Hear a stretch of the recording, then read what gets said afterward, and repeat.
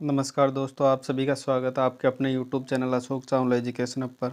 दोस्तों, आपको थंबनेल देखकर पता चल गया होगा क्योंकि आज हम बात करेंगे सीटेट 2021 से रिलेटेड। आज हम 23 दिसंबर 2021 को जो आज का पेपर हुआ है उससे रिलेटेड क्वेश्चनों के बारे में बात करेंगे।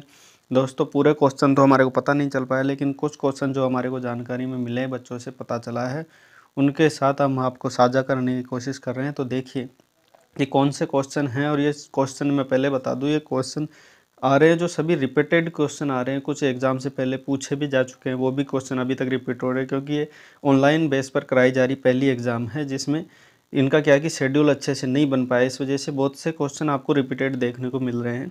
तो आप टेंशन ना लें, क्वेश्चन कुछ ज़्यादा हार्ड नहीं बन रहे, बिल्कुल ईजी लेवल में बन रहे, जैसे पहले सीटेट में होता है वैसे क्वेश्चन ही बन रहे हैं। चलिए पहले देखते हैं क्वेश्चन का स्तर देखते हैं।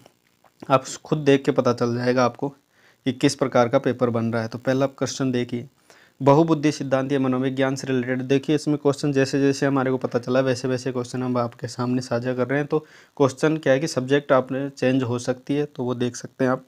तो देखिए बहुबुद्धि सिद्धांत जो कि बहुत इंपॉर्टेंट है, टेट संबंधित, चाहे किसी भी एग्जाम में देख सकते हो आप। ये क्वेश्चन आपको देखने को मिल जाता है, बहुबुद्धि सिद्धांत जो कि हार्वर्ड गार्डनर का दिया हुआ सिद्धांत है। उसके बाद देखिए मधुबनी जो पेंटिंग है वो कहाँ पे, जैसे कि मैं पहले बता चुका हूँ कि सभी क्वेश्चन इसमें साझा नहीं किए गए हैं। ये वो क्वेश्चन है जो हमारे को पता चला है बच्चों से, तो वही क्वेश्चन मैं आपके साथ साझा कर पा रहा हूँ। तो देखिए मधुबनी जो पेंटिंग है वो कहाँ की प्रसिद्ध है, तो वो बिहार की प्रसिद्ध है। कर्नाटक में, दोस्तों ये ईवीएस के क्वेश्चन भी हैं। देखिए कर्नाटक में मिट्टी को खोद कर नरम बनाने का जो औजार है, यहाँ पे बात की गई है औजार की, जो कि कर्नाटक में प्रसिद्ध है। ये औजार जो मिट्टी को खोद कर नरम बनाते हैं वो है कुडगे नामक एक औजार है, जिससे ये मिट्टी को नरम करता है। ठीक है, उसके बाद आगे चलते हैं। देखिए ये क्वेश्चन ज़्यादा ही इंपॉर्टेंट है क्योंकि पहले भी टेट में बहुत ज़्यादा पूछा जा चुका है। स्लोथ नाम से एक जानवर है, उसके बारे में यहाँ बात की। ये 17 से 18 घंटे रेगुलर सोता है और ये सबसे सुस्त जानवर माना जाता है। और अगर हम बात करें कि 7 से 8 पेड़ों पर ही अपना विचलन करता है, मतलब 7 से 8 पेड़ों पर ही ये पूरा जीवन बिता देता है। ये उल्टा सोता है। अगर बात करें तो 40 से 45 वर्ष इसकी एज होती है और ये दिखने में भालू की तरह दिखता है। सॉरी यहाँ में स्प्रिंट हो गई, यहाँ भालू लिख लीजिएगा आप। ठीक है, तो ध्यान रखना, ये क्वेश्चन सारे के सारे इंपॉर्टेंट क्वेश्चन है जो कि आपको आगे भी एग्जाम में देखने को मिलेंगे। हालांकि क्वेश्चन इसमें नॉर्मली एक क्वेश्चन आया था जो मेरे को पता चला है, ठीक है, लेकिन स्पष्ट नहीं हो पाया कि वो क्वेश्चन इससे संबंधित था, लेकिन इसमें क्या पूछा गया था। तो अब ये सारी बातें आपके सामने रखने की कोशिश कर रहा हूँ ताकि आप इसमें डाउटफुल ना रहे। तो ध्यान रखना, ये सभी क्वेश्चन आपके सामने रखा हूँ जो आगे आपको एग्ज़ाम में सपोर्ट करेंगे। ठीक है, और आप हमारे चैनल पर अगर नए हो तो चैनल से जुड़ जाइए क्योंकि हम रोज़ पेपर का विश्लेषण इसी समय करेंगे। तो ध्यान रखना, आप रेगुलर जुड़ जाइए और वीडियो को लाइक भी कर दीजिए, ज़्यादा से ज़्यादा अपने दोस्तों में भी शेयर कर दीजिए ताकि ये क्वेश्चन सभी तक पहुँचे और आगे जो एग्ज़ाम होने वाली है जिनके उनको पेपर में सहायता मिल सके। अरब सागर से संबंधित राज्य के बारे में पूछा गया था। 4 ऑप्शन देके इसमें से पूछा गया था कि 4 ऑप्शनों में से कौन सा राज्य है जो अरब सागर से, देखिए भारत की जो सीमा है उसमें देखिए यहाँ तो है अरब सागर। ठीक है, देखिए मैं आपको डायरेक्ट लिखने में थोड़ी प्रॉब्लम है, तो यहाँ पे मैं अरब सागर लिख देता हूँ। यहाँ पे बंगाल की खाड़ी, आपको स्पष्ट हो रहा होगा। जो यहाँ पे है लेफ़्ट साइड में जो कि अरब सागर और जो राइट साइड में वो बंगाल की खाड़ी, तो यहाँ से रिलेटेड, इस सीमा से रिलेटेड जो राज्य था उसमें 4 राज्य दे दिया गया था। ठीक है, उसमें से पूछा गया था कि अरब सागर के टच में कौन सा जो राज्य है। तो उसमें देखिए आप सभी के बारे में जान लीजिए। यहाँ पे गुजरात है, फिर महाराष्ट्र है, फिर गोवा है, फिर कर्नाटक है, फिर केरल है। ऐसे 4-5 राज्य हैं जिनके बारे में आप अच्छे से ध्यान रखें क्योंकि आज ये पूछा है, कल को मान लो इधर का भी पूछ सकता है, तो वो भी हम आपके साथ साझा कर रहे हैं। जैसे इसमें देख पा रहे होंगे गुजरात है, महाराष्ट्र है, कर्नाटक है, गोवा है, ठीक है, और केरल भी है। देखिए यहाँ पे मैंने लिख रखा, वो नीचे आ गया था, केरल एवं गोवा। उसके बाद देखिए बंगाल की खाड़ी, हालांकि पूछा नहीं है लेकिन नेक्स्ट पेपर में हो सकता है आपसे पूछ लिया जाए, तो वो भी हम ध्यान रखेंगे। तो दोस्तों पहले बताऊँ, अगर दोस्तों कोई बच्चा नया जुड़ रहा है तो हमारे चैनल को सब्सक्राइब कर लीजिए ताकि आगे भी ऐसे पेपर का विश्लेषण आपको रोज़ देखने को मिलता रहेगा। और पेपर में जिनका पेपर आगे हैं उनको इन पेपर के देखे, इन पेपर का लेवल देखते हुए आपको पता चल जाएगा कि कितना इजी पेपर आ रहा है। ज़्यादा हार्ड कुछ नहीं है, बस आपको थोड़ा, क्योंकि क्वेश्चन जो इस बार आ रहे हैं ना, जैसे कि पहले भी इसमें विश्लेषित कर दिया गया था कि जो भी अब पेपर बनेंगे वो थोड़ा अंडरस्टैंडिंग के टाइप में बनेंगे। ऐसा नहीं, फैक्ट आपको पता तो चलेगा, फैक्ट आपको दिखेगा, लेकिन फिर भी कुछ आपकी अंडरस्टैंडिंग तौर पर आपको ये प्रश्न देखने को मिलेंगे। बंगाल की खाड़ी पर स्थित राज्य देखिए, इनको भी हम पढ़ लेते हैं। जो पश्चिम बंगाल है उसके नीचे आते हैं तो उड़ीसा भी है, फिर आंध्र प्रदेश है, फिर तमिलनाडु। ऐसे करके 4 राज्य यहाँ पे भी टच होते हैं जो कि भारत के बंगाल की खाड़ी के टच में हैं। उसके बाद आगे चलते हैं। देखिए एक प्रश्न ये भी आया था कि केले की जो सब्जी है वो किस राज्य में मुख्यतः बनाई जाती है, तो वो यूपी में बनाई जाती है। ठीक है। और दोस्तों हो सकता है इस प्रश्नों के किसी किसी के उत्तर शायद आपको गलत लग रहे हों, तो वो भी देख लीजिएगा, क्योंकि अभी मैं क्या कि अभी सुबह का पेपर ही था, अभी जो फर्स्ट शिफ्ट का था उसी में मैं रजिस्ट्रेशन कर रहा हूँ, तो ज़्यादा समय नहीं मिल पाया। तो कुछ प्रश्न इधर उधर हो तो आप देख लेना, आप मिलान भी कर लीजिएगा। झूम खेती किस राज्य से, हालांकि मैं पूरी कोशिश किया हूँ इसमें कि आपको कोई गलत इसमें न्यूज़ नहीं दूँ, गलत कोई बात आपको नहीं बताऊँ, गलत उत्तर ना बताऊँ, इसलिए फिर भी मैंने थोड़ा बहुत विश्लेषण किया है, लेकिन ज़्यादा समय नहीं मिलने के कारण ये अभी मैं डायरेक्ट विश्लेषण आपके सामने कर रहा हूँ। उसके बाद देखिए झूम खेती जो मुख्यतः की जाती है वो मिजोरम में की जाती है। उसके बाद देखिए मनुष्य जैसा करता है, ये हिंदी का क्वेश्चन आप देख पा रहे होंगे। मनुष्य जैसा कार्य करता है, ऐसा कुछ प्रश्न था, पूरा स्पष्ट नहीं हो पाया था, लेकिन ऐसा सुनने में आया कि मनुष्य जैसा कार्य करता है वैसा व्यवहार करता है। इसमें अलंकार की बात की गई, तो मानवीकरण अलंकार के बारे में इसमें बताया गया। उसके बाद आगे चलते हैं। नेशनल पार्क में जैसे जिम कार्बोरेट है, इसके बारे में पूछा गया था अभी एग्जाम में। जिम कार्बेट जो ये नेशनल पार्क है वो कहाँ पर स्थित है, ये सामान्य क्वेश्चन एक पूछा गया था। हालांकि देखिए नेशनल पार्क है जो लगभग 105 है, उसके अंतर्गत आप देख पा रहे होंगे कि जो जिम कार्बेट जो नेशनल पार्क है वो ज़्यादा इंपॉर्टेंट है। इसमें 2 बार रिपीट हो चुका है अब तक किसी टेट के एग्जाम में। फिर देखिए उत्तराखंड में वैसे स्थित है। अगर हम बात करें कि इसके समकक्ष और भी आपको जो इम्पोर्टेंट हैं जो नेशनल पार्क, उनको भी जान रहना चाहिए। और ये बात ध्यान रखिए, ये इंपॉर्टेंट फैक्ट है जिम कार्बेट के जो नेशनल पार्क है उससे संबंधित, कि नवीनतम इसका नाम भी चेंज करके रखा गया है, तो रामगंगा इसका नवीनतम नाम रखा गया है। अगर हम बात करें नंदा देवी तो ये भी उत्तराखंड में स्थित है। और रामदफा जो नेशनल पार्क है वो अरुणाचल प्रदेश में, केवलादेव है वो राजस्थान में है, और फूलों की गाठी उत्तराखंड में ही स्थित है। तो ये भी आप ध्यान रखें और इनको नोट कर लीजिए, क्योंकि आने वाली एग्जाम में आपको बहुत ज़्यादा सपोर्टेबल रहेंगे। अब देखिए अगले प्रश्न पे आते हैं। कौन सा कीट है जो अपनी माता को, बाकी प्रश्न नीचे हैं, जो अपनी माता को 2 से 3 किलोमीटर से पहले ही पहचान लेता है। यानी ऐसा कौन सा कीट है जो अपने माता को 2 से 3 किलोमीटर के दायरे में आते ही पहचान लेता है, तो वो है रेशम कीट। ठीक है। तो रेशम कीट एक ऐसा कीट है जो मतलब अपने बच्चा होता है जो अपनी माँ को 2 से 3 किलोमीटर के दायरे में यानी उसकी सीमा में आते ही पहचान लेता है। आगे वाला जो प्रश्न है वो देखते हैं। आनुवांशिकता का सिद्धांत किसने दिया है, तो ग्रेगर जॉन मेंडल। तो ध्यान रखना, मेंडल का विशेष ध्यान रखिए कि आनुवांशिकता का सिद्धांत इन्होंने दिया था। और दोस्तों ये जो सारे प्रश्न हैं मेरे को बच्चों से पता चले हैं, तो आज की फर्स्ट शिफ्ट में जो पेपर हुआ है उसी के प्रश्न हैं जो आपके सामने साझा कर रहा हूँ। झारखंड की मुख्य फसल कौन सी है, तो धान झारखंड की मुख्य फसल है। आगे चलते हैं। राजकुमार, देखिए हिंदी का प्रश्न है। प्रश्न सब्जेक्ट वाइज चेंज भी होते रहे, जैसे जैसे मेरे को क्वेश्चन मिले वैसे वैसे मैं बनाता गया हूँ, तो ज़्यादा समय नहीं मिल पाने के कारण सभी को मिक्स हो गया। बाकी हो सकेगा टाइम होगा तो मैं इसको सबके अलग अलग सब्जेक्ट वाइज भी आपके सामने रखने का प्रयास करूँगा। बाकी समय कम होने के कारण आप मैनेज कर लीजिएगा। बाकी नेक्स्ट जो भी आपकी एग्ज़ाम हो उसमें आपको सपोर्टेबल अवश्य रहेंगे, इन बातों को ध्यान रखें, क्योंकि क्वेश्चन बहुत ज़्यादा रिपीट भी हो रहे हैं, ये भी ध्यान रखें। तो यहाँ पे पूछा गया था राजकुमार में समास कौन सा है, तो इसमें संबंध तत्पुरुष बताया, क्योंकि राजकुमार राजा का कुमार, तो काके की का जो संबंध होता है वो संबंध तत्पुरुष से रिलेटेड है। उसके बाद हम कुछ एग्जाम्पल और देख लेते हैं जो कि एग्जाम की दृष्टि से वेरी इंपॉर्टेंट है। तो गुरुदेव है जो कर्मधारय समास में है। ठीक है। जो गुरु है उसकी उपमा देव से की जा रही है, यानी देवता से की जा रही है। पाठशाला इसमें तत्पुरुष समास है। ठीक है। और कमल नयन में कर्मधारय समास भी है, और श्लेष में इसमें बहुब्री। अगर डिपेंड करता है कि ऑप्शन में क्या है, अगर ऑप्शन में कर्मधारय है तो फिर कमल जो उसके नयन है जो कमल के समान बताए गए हैं। अगर बहुव्री उसमें भी ऑप्शन में हो तो आपको बहुव्री, अगर कर्मधारय ना दिया हो तो बहुव्री हो तो बहुव्री करना है, क्योंकि कमल नयन की जो संज्ञा दी जाती है वो उसका तृतीय अर्थ, जिसे तीसरा अर्थ भी कहते हैं, वो राम को कहा है, क्योंकि कमल नयन राम को कहा गया है। ठीक है। उसके बाद देखिए चरण कमल। ठीक है। ये जो चरण है उसके कमल के अनुसार बताए गए, तो इसमें कर्मधारय समास है। ठीक है। उसके बाद आगे चलते हैं। रातों रात, ठीक है, दिन दिन प्रतिदिन, ऐसा करके रातों रात, ये सभी अव्ययीभाव समास है।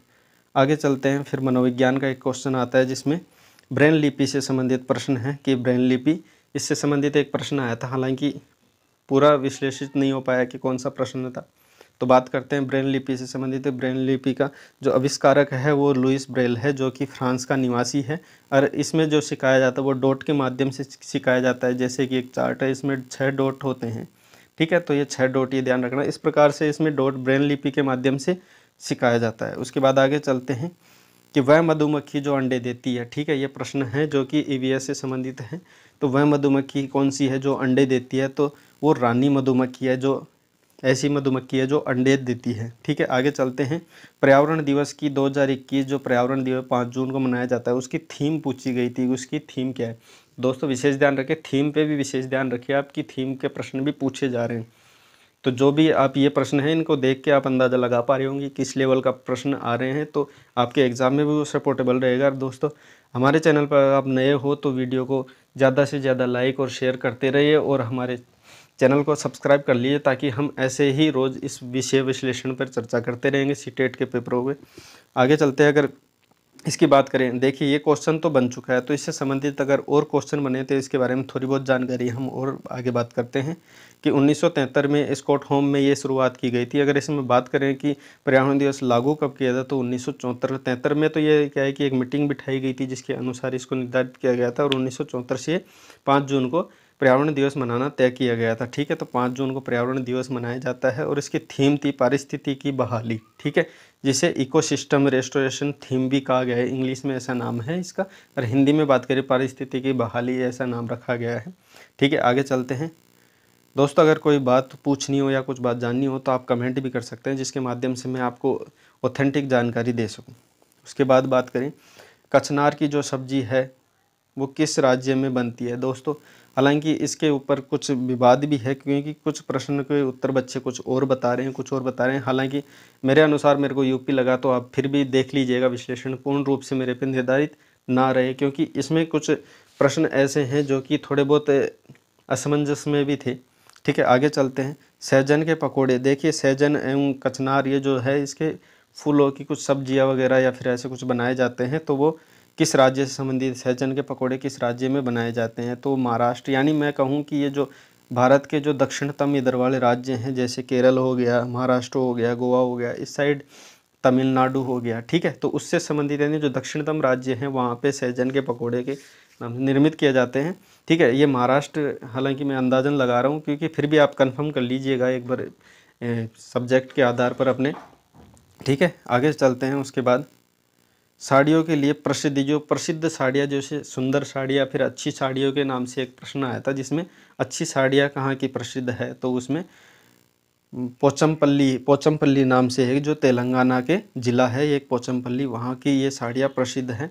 उसके बाद ये फड़ी या फाड़ चित्रकारी कहाँ की प्रसिद्ध है, तो वो राजस्थान की प्रसिद्ध है, ठीक है। उसके बाद है मेहंदी की क्यारी, देखिए ये प्रश्न आया था, मेहंदी की क्यारी किसे कहा गया है, तो वो नागफली को कहा गया है, ठीक है। दोस्तों, वीडियो को ज़्यादा से ज़्यादा शेयर करते रहे, ताकि बच्चे जुड़े और उनका आगे जो एग्ज़ाम होने वाली है उससे अच्छे से सपोर्ट मिल सके इस एग्ज़ाम में, प्रश्नों का स्तर देखते हुए। आगे चलते हैं। कौन सा जानवर है जिसकी सुनने की क्षमता सर्वाधिक है? जैसे सुनने में तो सभी बहुत से जानवर आपस में मिल जाते हैं, जो कि बहुत सुनने की क्षमता लगभग सभी में तेज़ होती है, लेकिन फिर भी सर्वाधिक जो क्षमता तेज़ मानी जाती है वो कुत्ते की मानी जाती है। उसके बाद आगे चलते हैं। देखिए ये प्रश्न मनोविज्ञान का प्रश्न है, जिसमें आप देख पा रहे होंगे ये जो विकार है, विकार से संबंधित हर एग्जाम, टेट से संबंधित या सीटेट में विशेषतः हर एग्जाम में आपको ये प्रश्न एक ना एक देखने को, एक या दो प्रश्न देखने को मिल जाए जो कि विकार से संबंधित हैं। तो ध्यान रखिए, ये डिस्लेक्सिया पूछा गया था आज के पेपर में, वो पठन विकार से संबंधित है। आगे बढ़ते हैं अगले प्रश्न की ओर। गोवा से केरल जाते समय कितने पुल एवं सुरंग? देखिए ये कुछ थोड़ा ऑथेंटिक प्रश्न है, जिसमें आपको कॉन्सेप्ट की बात है, इसमें आप अंदाज़ा नहीं लगा सकते, आपको अगर फैक्ट आपको पता होगा तो ही इसमें आप बता पाएंगे। तो अगर पुल की बात करें तो 2000 पुल और सुरंग 92 यानी 92 पुल सुरंग की बात करते हैं। तो ये ध्यान रखना, गोवा से केरल जाते समय इतने पुल एवं इतने सुरंगों का सामना करना पड़ता है, ठीक है। आगे बात करते हैं। उत्तरी ध्रुव में कौन सा पक्षी होता है, यानी जो उत्तरी ध्रुव है उसमें कौन सा पक्षी पाया जाता है, तो साइबेरियन सारस नामक पक्षी पाया जाता है, ठीक है।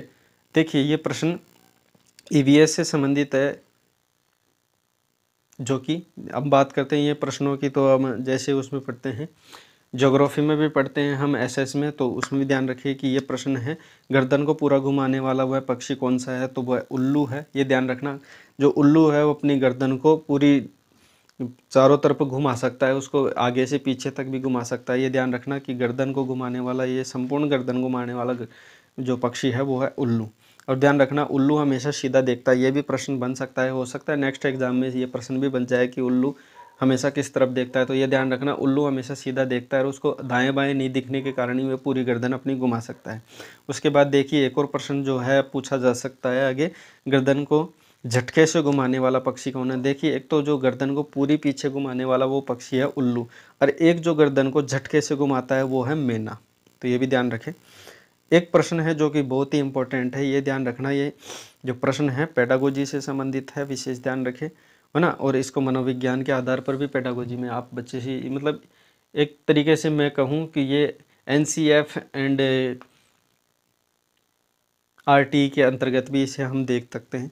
ये पोर्टफोलियो क्या होता है, ये सीधा सा प्रश्न पूछा गया था कि बहुत ज़्यादा चर्चित प्रश्न है, खासकर कि सीटेट से रिलेटेड। तो आप विशेष ध्यान ही रखिए कि सीटेट में बहुत ज़्यादा पूछे जाने वाला प्रश्न है। तो पोर्टफोलियो है, ये विद्यालय में बच्चे का संपूर्ण विवरण, यानी बच्चे ने पिछली कक्षा में क्या अंक प्राप्त किए, कितने इसमें कुछ विकार थे या कुछ मतलब इसमें कुछ कमियां थी, तो वो सभी चीज़ें एक फाइल के रूप में बना के तैयार किए जाते हैं, उसे ही पोर्टफोलियो कहा जाता है। जो कि अगली कक्षा में जब वो बच्चा जाता है तो वो प्रसारित फाइल कर दी जाती है पोर्टफोलियो के नाम से, ताकि नेक्स्ट जो टीचर उसको पढ़ाएगा उसकी कमियों के और उसकी उपलब्धियों के बारे में सब कुछ उसको जानकारी रहेगी, तो जो कमियां हैं उनको सुधारने में ज़्यादा आसानी रहती है। आगे बढ़ते हैं।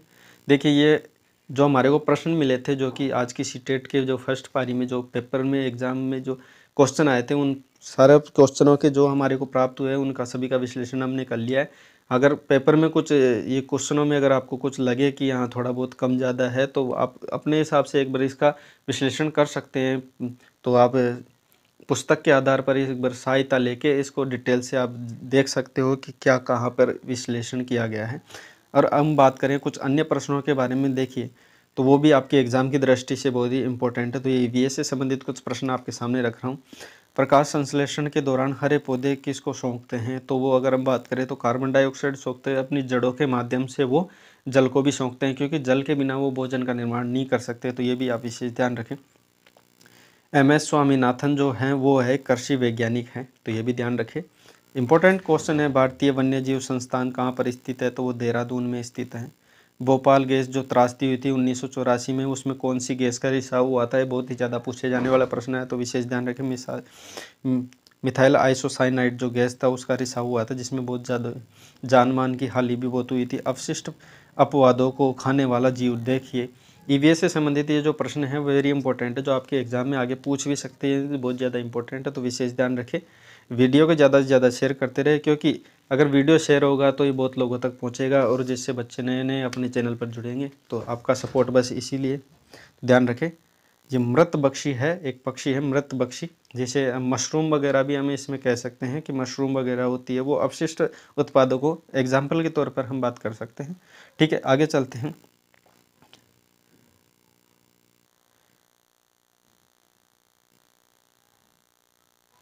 ठीक है, ये थोड़ा मिसप्रिंट हुआ है यहाँ पे तप्त जो भौम जल है, ठीक है, यहाँ पे बात कर रहे हैं हम तप्त भौम जल की। ठीक है, जो तप्त भौम जल है वो किस प्रकार की ऊर्जा प्राप्त करता है। ठीक है, जो तप्त भौम जल यानी भूमि से जल जो निकलता है उसके किस प्रकार की ऊर्जा हम प्राप्त करते हैं, वो जल विद्युत हम ऊर्जा प्राप्त करते हैं। कौन सी जल विद्युत ऊर्जा प्राप्त करते हैं।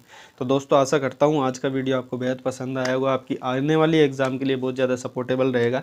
तो वीडियो को लाइक कर दीजिएगा और अपने इस चैनल को सब्सक्राइब करते हुए हम रोज़ ऐसे वीडियो के बारे में, ऐसे क्वेश्चनों के बारे में बात करेंगे, जो कि रोज़ एग्ज़ाम में क्या क्या क्वेश्चन आ रहे हैं, क्या क्या अपडेट्स हो रहे हैं, कैसे क्वेश्चन आ रहे हैं, कैसे क्वेश्चन आने वाले हैं, तो सभी पे हम बात करेंगे और कोशिश करेंगे कि हम ऐसे ऐसे टेस्ट सीरीज़ के भी बारे में हम लाते रहें, जिससे आपको एग्ज़ाम पैटर्न पर जो मिले आपको टेस्ट सीरीज़, जो कि इसी बेस पे बनाए जाएंगे। जो स्तर अब का चल रहा है उसी स्तर को देखते हुए क्वेश्चन बनाएंगे, जो आपके आने वाले एग्ज़ाम में आपके लिए सहायता करें।